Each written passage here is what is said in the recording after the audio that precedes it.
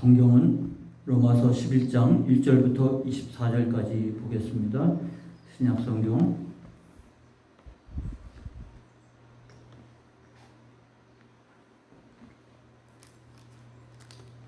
그러므로 내가 말하노니 하나님이 자기 백성을 버리셨느냐? 그럴 수 없느니라.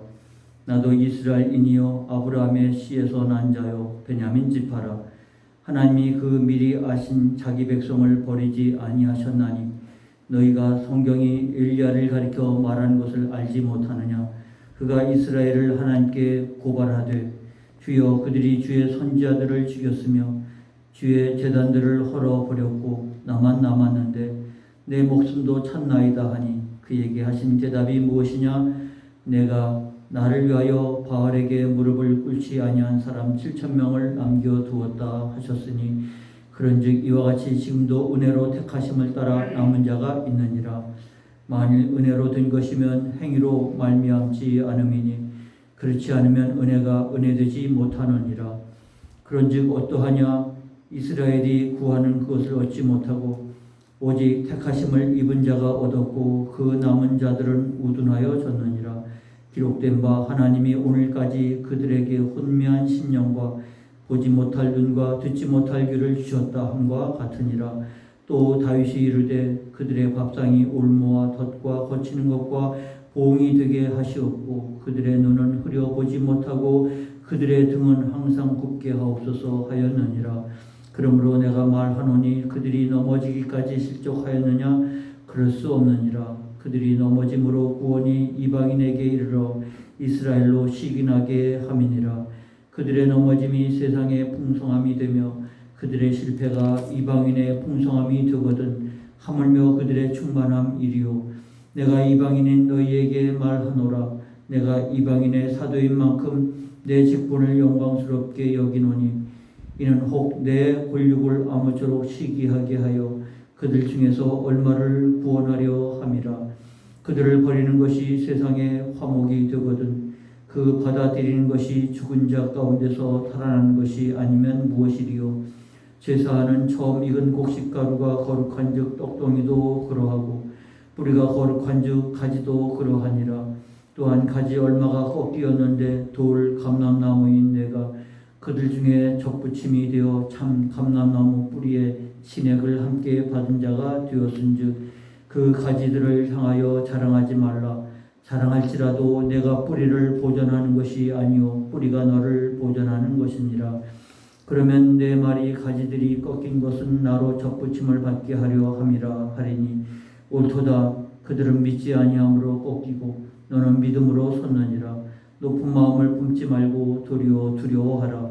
하나님이 원 가지들도 아끼지 아니하셨은즉 너도 아끼지 아니하시리라. 그러므로 하나님의 인자하심과 준엄하심을 보라. 넘어지는 자들에게는 준엄하심이 있으니 너희가 만일 하나님의 인자하심에 머물러 있으면 그 인자가 너희에게 있으리라. 그렇지 않으면 너도 찍히는 바 되리라. 그들도 믿지 아니하는데 머무르지 아니하면 적부치심을 받으리니 이는 그들을 적부치실 능력이 하나님께 있음이라. 내가 원 돌 감람나무에게 지킴을 받고 본송을 거슬러 좋은 감람나무에 적부침을 받았으니 원 가지인 이 사람들이야 얼마나 더 자기 감람나무에 적부치심을 받으리야. 아멘. 본문이 길지만 로마서는 편지라고 그랬잖아요. 편지를 읽는 심정으로 읽다 보면 이 말씀에 더 가까이 다가갈 수 있고 이 편지를 쓴 바울의 마음을 우리가 좀 더 이해할 수 있습니다. 오늘 설교 제목을 구원을 위한 경륜이라고 제목을 붙였습니다. 경륜이라는 말을 우리가 쓰기는 합니다만 우리가 개인 일상사에 쓰기보다는 규모가 좀 큰 경우에 경륜이라는 말을 씁니다. 어떤 주인의 뜻에 따라서 모든 일들이 이루어져 가게 하고 다스려서 뜻을 이뤄가는 과정 속에서 경륜이라는 말을 씁니다. 그래서 우리가 개인적으로 개인사의 경륜이라는 말을 잘 안 쓰고요. 좀 나라나 그리고 더 나아가서 성경적인 개념으로 경륜이라는 단어를 쓰게 되는 것이죠. 근데 이 경륜이라는 말이 어디서 왔는가? 한문을 풀이해 보면 날 경자에다가 낚싯줄 륜자, 든든한 끈과 같은 륜자로 세워졌습니다. 그래서 이 경륜이란 말이 뜻하는 바를 보면 바로 이와 같이 배짜는 거 있잖아요. 그러니까 세로줄이 있고 세로줄에 이제 북실이 왔다 갔다 하면서 배를 천을 짜가는 모습이죠. 그러니까 경륜이란 말이 여기서 나온 겁니다. 이제 이 모시 같은 경우는 아주 얇은 실로 옷감을 만들기 때문에 굉장히 고급스러운 옷감이 만들어지겠습니다만 이 실이 두꺼우면 빨리 짜지겠죠. 훨씬 쉽게 짤 수가 있을 것입니다. 그런데 이런 옷을 짜는 원리는 우리나라뿐만 아니라 세계에 거의 많이 퍼져 있고요. 그리고 더 나아가서 옷감이 아닌 카페트를 짜는 데 있어서도 이런 원리가 그대로 적용이 됩니다. 그런데 이것을 자를 때 이같이 한삼 모시 같은 경우는 그냥 거의 단색일 때가 많은데 이게 여기에다가 이제 문양이 들어가죠. 디자인을 해서 뭐 꽃이 들어간다든지 새가 들어간다든지 이 복잡한 무늬가 들어가면 짜는 기술이 더 월등히 나아져야 합니다. 그러면 이 짜는 사람에 의해서 경륜이죠.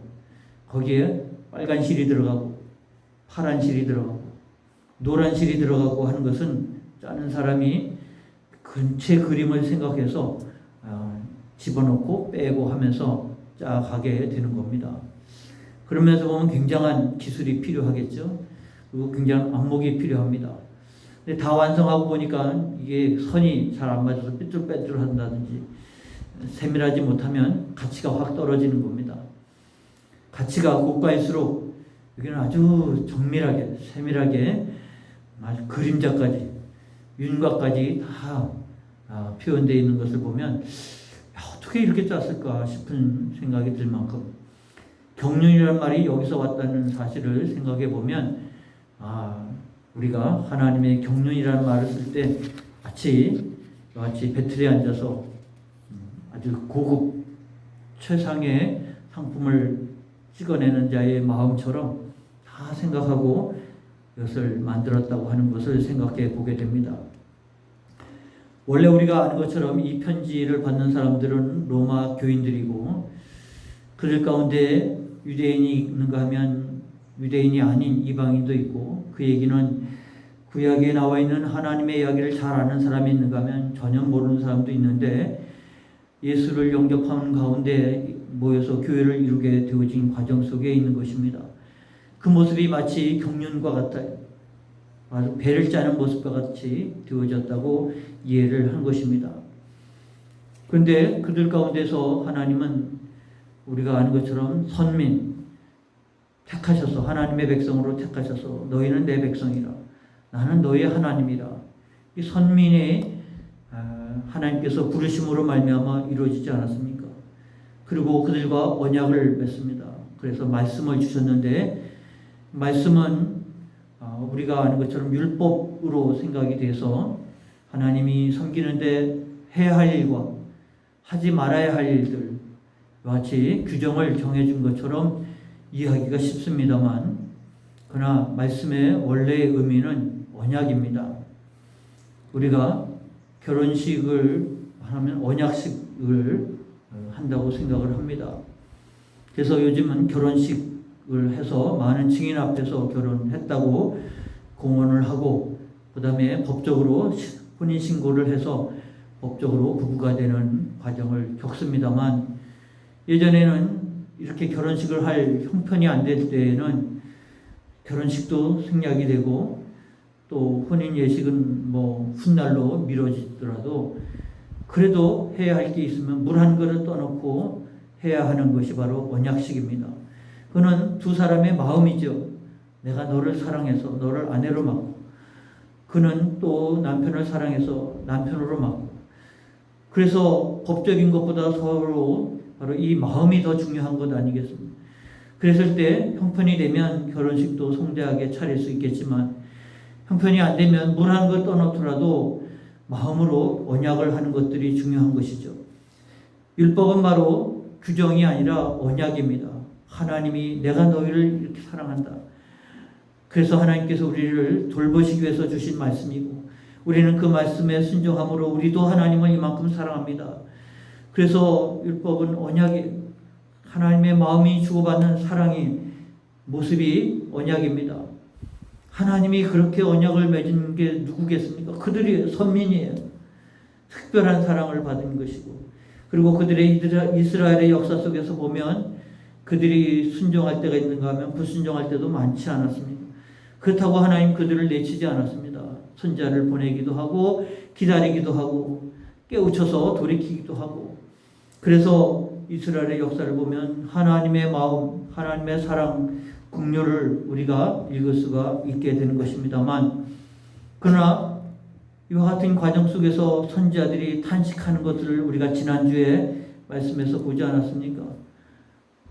그러나 그들이 다 복음을 순종하지 아니하였도다. 이사야가 이르되 주여 우리가 전한 것을 누가 믿었나이까? 하나님이 그렇게 경륜 속에서 그들을 언약하시고 자녀로 삼으시고 그리고 그들을 내 백성으로 삼으셔서 그들이 혹시 불순종했다 할지라도 기다리시고 말씀을 통해서 돌이키시려고 할 때 이사야 선지자가 그렇게 가서 그들을 돌이키고 하나님께로 돌아오도록 말씀을 얼마나 잘 가르쳤습니까? 이사야서가 66장입니다. 방대한 그러니까 일생을 거쳐서 하나님의 말씀을 전하고 했는데 그가 탄식하기를 주여 우리가 전한 것을 누가 믿었나이까? 하나님이 그들에게 언약하고 말씀을 주셨지만 믿지 않습니다. 믿음은 들음에서 나며 들음은 그리스도의 말씀으로 말미암았다고 지난주 우리가 본 말씀에서 나온 얘기입니다. 들음에서 믿음이 나오는데 듣지를 않는 거예요. 아니 듣기는 들었는데 믿음으로 반응하지 않는 거예요. 그러므로 너희가 그 은혜로 인하여 믿음으로 말미암아 하나님의 구원에 이르게 된 것인데 이것은 너희에게서 난 것이 아니요 하나님의 선물이라고 했는데 선지자가 와서 말씀을 전했지만 믿음으로 받아들이지 않으냐 하니까 그들이 믿음의 자리로 나가지 않고 결국은 믿음에 순종하지 못함으로 인해서 하나님의 자녀가 되지를 못하는 거죠. 일에 대해서 하나님 이사야가 탄식하지 않습니까? 하나님 주여 저들이 주의 선지자들을 죽였으며 주의 제단들을 헐고 버렸고 나만 남았는데 내 목숨도 쳤나이다. 이와 같은 엘리야의 탄식이 나올 만큼 그들에게 있어서 이와 같이 불순종의 모습을 보게 됩니다. 사도 요한은 요한복음을 통해서 하나님께서 이 땅에 오셨는데 자기 백성이 영접지 아니하였고 영접하는 자 곧 그 이름을 믿는 자에게는 하나님의 자녀가 되는 권세를 주셨다고 했습니다. 하나님이 언약을 맺은 그들에게 왔지만 그들은 하나님을 알지 못하고 그들을 영접하지 않았고 영접하는 자 곧 그 이름을 믿는 자에게 하나님의 자녀가 되는 권세를 주었으니 이는 혈통으로나 육정으로나 사람의 뜻으로 나지 않고 오직 영접하는 자 그를 통해서 새로운 선민 하나님께로부터 난 자들이 되어진 것입니다. 그래서 요한은 이렇게 혈통으로 되어진 것이 하나님의 선민이 아닙니다. 부모로부터 물려받아서 선민이 된 게 아닙니다. 영접하는 자가 바로 하나님께로부터 난 자입니다. 새로운 선민이 된 것입니다. 그러므로 우리는 이 새로운 선민의 자리에 들어선 자입니다.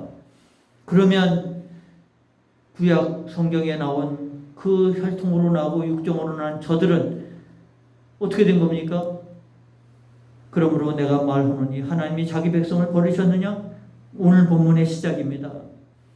그러면 하나님께서 우리를 자녀 삼으시고 새로운 언약의 백성을 삼아주셨는데 그러면 저들은 이 구약의 면면이 흘러온 신앙의 역사를 따라서 유대인으로 선민으로 하나님의 율법을 가지고 살아온 저들은 영접지 아니하였기 때문에 그럼 하나님이 버리셨습니까? 그럴 수 없느니라. 하나님이 버린 것이 아닌 것이죠. 이것이 바로 하나님의 경륜입니다. 그때 이사야가 탄식한 것처럼 하나님께로 돌아온 자가 어디 있습니까? 우리가 전하는 것을 누가 믿었습니까? 그리고 엘리야가 하나님 앞에 고발할 때 저들이 하나님 앞에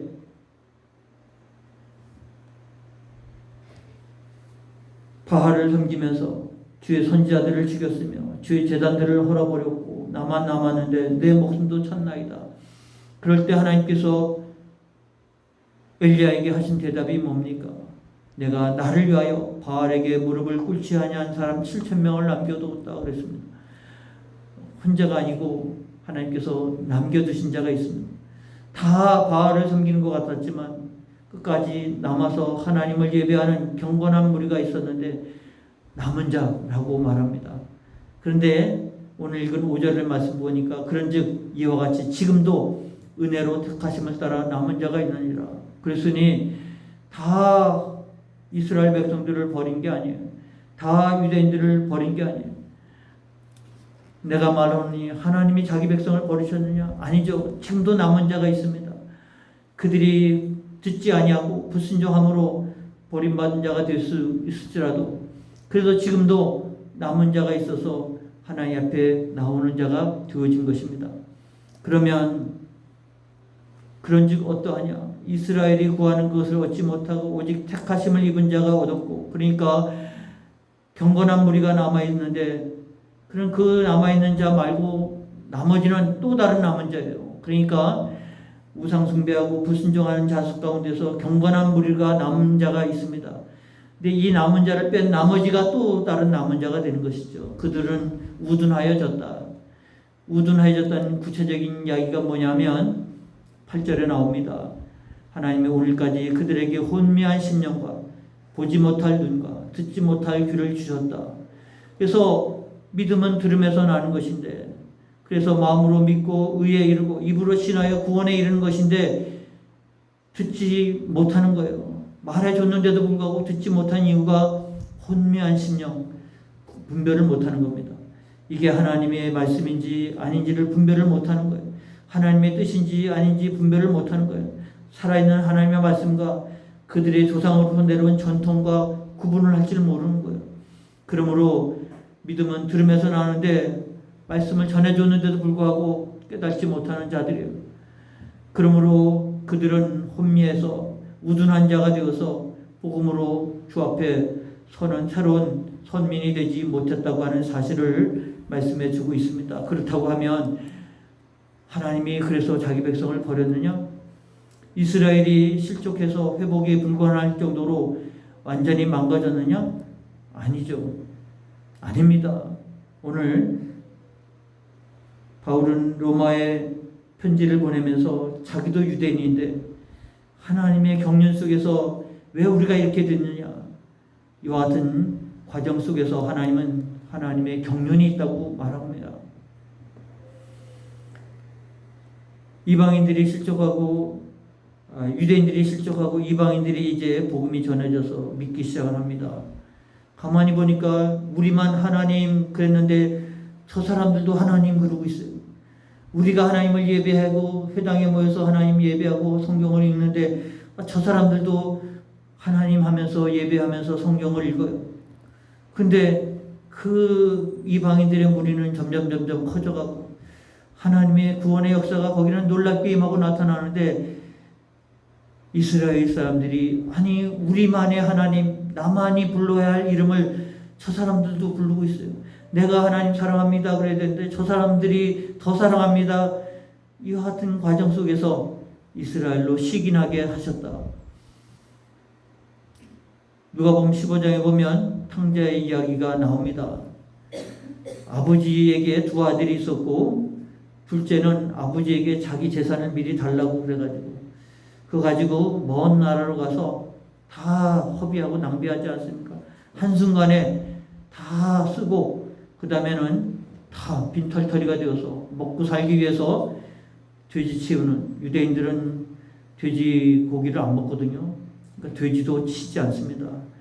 돼지를 칠 수밖에 없었다는 것은 막다른 골목에 이르렀다는 뜻이고요. 가뭄이 들어서 돼지에게 주는 먹이를 가지고 돼지하고 사람하고 싸울 만큼 심각한 상태에 이르렀을 때 아들이 깨닫지 않습니까? 우리 아버지 집에 종들은 다 잘 먹는데 어차피 같은 종인데 나는 여기서 먹을 게 없어서 돼지 먹이 갖고 싸우고 앉았으니까 한심하죠. 아버지 집에 가서 아들은 안 되고 얼굴 있으니까 면목이 없어서 아들이라고는 못하고 종으로 나를 고용해달라. 우리 아버지 집에는 종들도 풍족하게 먹는데, 그리고 아버지 집으로 갔는데 아버지는 한눈에 내쫓을 줄 알았는데 아버지는 그를 맞아서 달려와서 그를 안고 입 맞추고 제일 좋은 옷을 입히고 손에 가락지를 끼우고 좋은 신발을 신기고 잔치를 벌이지 않습니까?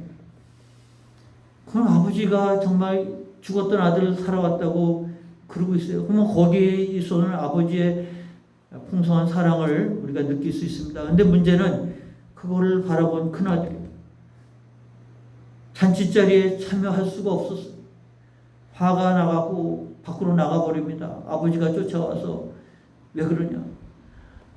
아니 나는 저 녀석과 다르게 아버지 곁에서 충성되게 아버지를 섬기고 그러고 살았는데 야단쳐도 시원치 않은 저를 위해서 저렇게 풍성한 잔치를 벌이고 나는 뭡니까? 그때 아버지가 뭐라고 그러는데, 예, 너는 나와 함께 있었고 내 것이 다 내 것이 아니냐? 그러나 큰아들에게는 그럴 수가 없었어요. 큰아들이 시기가 난 거죠. 아버지가 그 아들을 그렇게 사랑하는 것이 시기가 난 거예요. 자기가 그런 사랑을 받고 있는 것은 깨우치지 못하고, 풍성할 때는 원래 잘 모르잖아요. 잃어버리고 나서 깨닫잖아요. 하나님이 그들을 선민으로 택해 주시고 언약을 맺으시고 그리고 그들에게 선지자를 보내서 그들로 하여금 바르게 살고 돌아오게 하고 기다려주신 하나님의 은혜를 그들은 깨닫지 못했고, 그래서 하나님의 말씀에 순종하지 아니하고 영접하지 아니한 그들이, 이방인들이 하나님을 예배하면서 그들에게 하나님의 은혜를 주신 것이 시기난 거예요. 하나님의 경륜이에요. 이 사람들이 자신들이 그래 깨달아서 정신 차려서 우리가 빼앗기지 않도록 믿음으로 바로 서야지, 이렇게 된 것이 아니고요. 시기가 나는 거예요. 하나님은 우리만 사랑해야 되는데, 나만 사랑해야 되는데 어떻게 해서 저 나쁜 놈을 더 사랑합니까? 가 시기 나는 거죠. 정신 차리는 계기가 되어지는 과정이 됩니다. 그런데 이와 같이 하나님의 백성들이 버림을 받을 때 이방인들의 풍성함이 생긴 거예요. 그 얘기는 하나님의 복음이 이방인들에게, 하나님을 애초 모르던 자들에게 이 복음이 전해지는데 사용되어진 개념이 바로 접붙임입니다. 17절, 19절 내용 속에 나오는데요. 또 한 가지 얼마가 꺾였는데 돌 감나무인 내가 그들 중에 접붙임이 되어 참 감람나무 뿌리 진액을 함께 받은 자가 되었다. 그랬으니 접붙임의 원리를 생각하면 그렇습니다. 저는 예전에 제주도에 갔을 때 아주 오래됐어요. 제주도의 그 주산물이 귤 아닙니까? 귤. 그 귤밭에 우리가 관광지 많이 가는데 아래를 보면 다 똑같은 모양으로 되어 있어요. 그 아래에서 뭔가 이렇게 접붙여져서 이렇게 붙여진 흔적을 역력히 볼 수 있었습니다. 이거 왜 이래? 그 나무만이 아니라 옆에 있는 나무가 다 그래. 그래 알고 보니까 뿌리는 탱자나무고, 탱자나무 위에 이 품종 좋은 귤나무를 접붙인 거죠. 그래서 탱자나무의 그 뿌리가 튼튼하니까 거기에 이 품종 좋은 귤나무를 심어갖고 품종 좋은 귤을 수확을 하는 거죠. 보니까 농사의 원리가, 우리나라의 농사가 굉장히 발전되어 있지 않습니까? 많은 부분 이런 접붙임의 원리를 통해서 좋은, 원하는 크고 실한 그런 품종들을 거둬들이게 되는데, 거기 접붙임의 농사법이 적용이 됩니다. 그런데 여기 성경의 예는 반대예요. 이 설명이 반대인 얘기는 돌 감람나무라는 것은 감람나무는 올리브예요. 야생 올리브. 바깥에서 자라는 야생 올리브는 이건 뭐 생명력은 있겠지만 크기가 작고 맛도 훨씬 떨어지죠. 상품 가치가 없습니다. 그런데 집에서 과수원처럼 해서 심은 나무는 참 감람나무 개량해가지고 품종이 좋은 것이죠. 근데 이 참 감람나무에 돌 감람나무를 붙일 이유가 하나도 없잖아요. 원래는 야생의 뿌리에다가 좋은 것을 붙여서 좋은 열매를 맺으려고 하는 것인데 좋은 참 감람나무에 가지가 꺾였다고 돌 감람나무를 꺾어다가 거기다가 붙일 사람이 누가 있습니까? 여기서 꺾어서 붙여짐으로 돌 감람나무는 평생 야생에 볼품없는 상품 가치가 없는 돌 감람나무인데 참 감람나무의 접붙임을 받는 순간부터 참 감람나무가 된 것이죠. 그 은혜란 말입니다. 하나님의 경륜이고 섭리라는 거예요. 그래서 여기 19절에 나온 것처럼 내 말이 가지들이 꺾인 것은 나로 접붙임을 받게 하려 함이라. 저 이방인 유대인들이 하나님을 거부하고 불순종함으로 그 가지가 꺾였을 때 복음을 통해서 이와 같이 하나님의 말씀을 듣고 내가 믿음으로 응답할 때 이것이 참 감람나무에 접붙이는 거예요. 지금 현재의 농사법으로는 아무도 그렇게 안 합니다. 참 감람나무에다가 왜 쓸데없이 돌 감람나무를 갖다 붙입니까? 그런데 우리가 믿음 생활하는 것은 그런 모양이에요. 그러니까 경륜이에요. 옳도다. 그들은 믿지 아니함으로 꺾이고 너는 믿음으로 섰느니라. 그러니까 하나님이 태생이 돌 감람나무 쓸모없는 야생이에요. 열매가 있어도 시고 떨고 맛이 없고 기름도 잘 안 나오고 가치가 떨어지는 것인데 이걸 거기다가 참 감람나무에 뿌리를 두었어요. 그래서 우리가 하나님을 모르는 백성인데 믿음으로 하나님의 백성이 됐고 우리는 아브라함의 혈육이 아니잖아요. 그런데 아브라함의 선택하신 하나님의 약속 그리고 출애굽의 역사가 나의 뿌리가 된 게 그게 참 감람나무에다가 내가 접붙여지니까 구약의 성경이 나와 무관한 아무 관련이 없는 이야기가 아니라 내 얘기 나를 선택한 것이고 나를 택해서 언약을 맺은 것이고 그리고 선지자를 통해서 말씀하신 것이 내게 주신 은혜의 말씀이 된 것은 내가 접붙여진 거예요. 원래 그 좋은 참 감람나무에 쓸모없는 하나님 알지도 못하는 나를 꺾어서 거기다가 접붙여진 거예요. 어떻게? 믿음으로. 그들은 믿지 아니함으로 꺾이고 너는 믿음으로 접붙여진 거예요. 그러니까 은혜인 거죠. 세상은 그렇게 안 합니다만 하나님이 그렇게 하신 거예요. 경륜이에요. 그러므로 하나님이 하신 이 일들을 통해서 하나님의 경륜을 깨닫게 됩니다. 그러면 저들은 하나님이 버리신 겁니까? 아니에요. 그들도 믿지 않은데 머무르지 아니하면 때가 되어서 돌이켜서 믿음으로 나오면 접붙임을 받게 돼요. 그 자기 원래의 자리로 돌아가는 거죠. 그들을 접붙이신 능력이 하나님께 있기 때문에. 그러므로 하나님의 경륜은 저들이 이렇게 불순종함으로 복음이 저들에게가 아니라 우리에게로 왔지만 우리가 믿고 그리고 하나님을 예배할 때 저들도 시기가 나고 저들도 시기가 나서 하나님께 때가 되어 돌이킬 때 함께 구원에 이르는 경륜의 자리죠. 하나님은 특별하게 편애하거나 누구를 특별하게 택하려고 하는 것이 아니라 모든 하나님의 백성들이 구원에 이르기를 원하시는 것이기 때문에 하나님의 경륜 속에서 일들이 진행이 되는 겁니다. 그때는 몰랐는데 왜 빨간 실인지 왜 파란 실인지 왜 노란 실인지 그때는 몰랐는데 다 경륜으로 완성돼 보니까 아름다운 디자인이 아름다운 무늬가 생긴 거예요.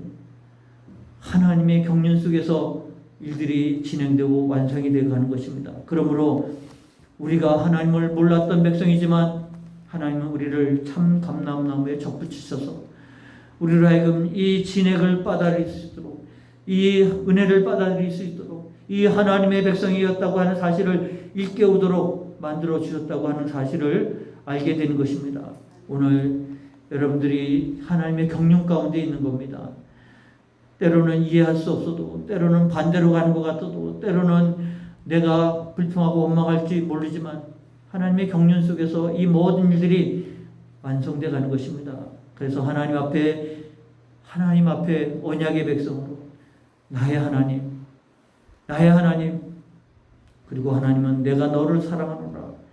바로 이 아름다운 언약의 관계 속에서 하나님이 우리의 아버지가 되고 우리는 하나님의 백성으로서 살아가도록 베풀어 주신 것이요, 이 모든 경륜 가운데 있는 것입니다. 그러므로 감사함으로 은혜 가운데 나아가는 여러분의 경건한 남은 자의 삶이 되시기를 축원합니다. 기도하겠습니다. 하나님 아버지, 은혜 감사합니다. 주께서 은혜 가운데 저희를 불러주시고 하나님을 예배하는 자로 세워주셨사오니 감사하며 경륜 가운데 저희를 세워주신 것을 깨달아 감사하며 주 앞에 나아갑니다. 우리는 때로 왜 그렇습니까? 왜 나입니까? 불평하고 원망하고 따지고 하고 싶을 때가 많지만 모든 것이 합력하여 소원을 이루는 경륜의 자리에 있다는 사실을 알게 됩니다. 그러므로 내 생각은 너희 생각과 다르고 내 길은 너희 길과 다르다고 분명히 말씀해 주셨사오니 우리는 믿고 의지하며 따를 뿐이고 하나님의 경륜 가운데 완성되어 갈 하나님의 나라를 믿음으로 소망하면서 나아갈 때 우리 인생은 가장 아름다우고 가장 빛이 나는 인생이 되어질 줄 압니다. 아버지, 경륜에 따라 믿음으로 주 앞에 나아가는 저희들 더욱 되게 하여 주옵소서. 예수님의 이름으로 기도하옵나이다. 아멘. 찬송 301장 부르시겠습니다.